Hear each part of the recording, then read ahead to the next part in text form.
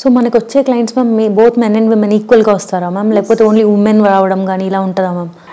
ఇది వరకు అలా ఉండేది, but now I think because of more of educational programmes and all, men also walks in, అంటే many people walks in as couple, ఇద్దరూ కలిసి వస్తారు. Okay ma'am.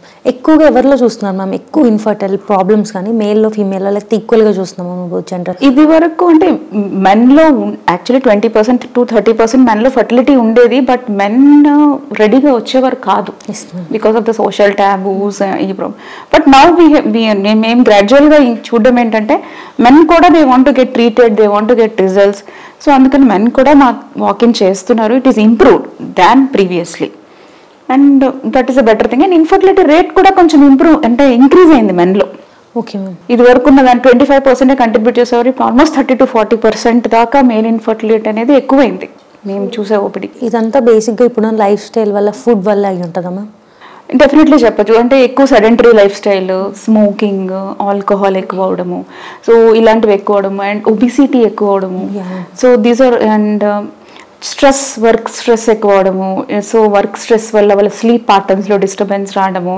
These are also many reasons. And pollution, pollutants, radioactive waves in the environment, all these causes infertility issues అండి. So most కామన్గా a reason వల్ల infertility ఎక్కువగా ఉంది ma'am?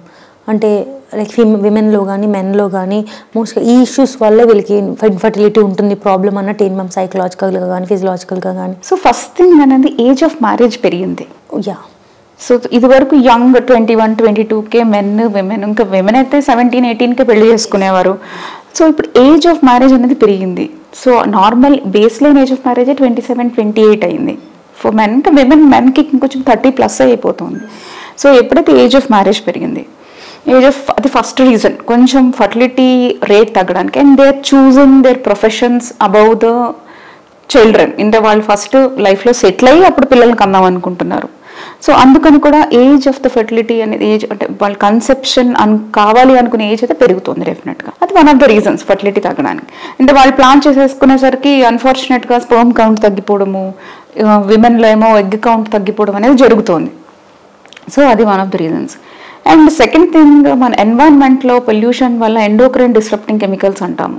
So దానివల్ల మన హార్మోనల్ ఇంబ్యాలెన్సెస్ రావడము, ఈ PCOS అనే కండిషన్ చాలా ఎక్కువ అవడం ఈ మధ్య. ఇదివరకు చాలా 2 out of 10 ఉండేది, ఇప్పుడు almost 5 out of 10. Okay. So ఆ ఇంక్రీజ్ అవ్వడము, PCO కండిషన్ అనేది కొంచెం ఇంక్రీజ్ అవ్వడము because of the environmental factors, food, sedentary lifestyle, stress, ఇవన్నీ. అది one of the reasons infertility issues పెరగడానికి విమెన్లో. అండ్ ఇంకొకటి ఎగ్ రిజర్వ్, AMH అని ఎగ్ రిజర్వ్ అనేది చాలా డ్రాస్టికల్గా తగ్గిపోతుంది. We don't know what is the reason exactly.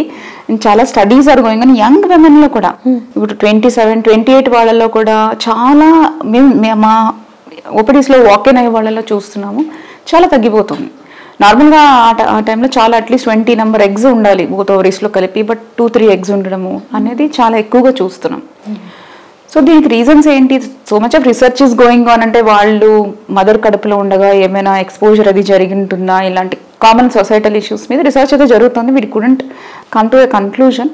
We will get to know అసలు ఏంటి రీజన్ అనేది. అదైతే పెరుగుతుంది. AMH, అదే ఎగ్ రిజర్వ్ అనేది తగ్గిపోతుంది యంగ్ విమెన్లో కూడా.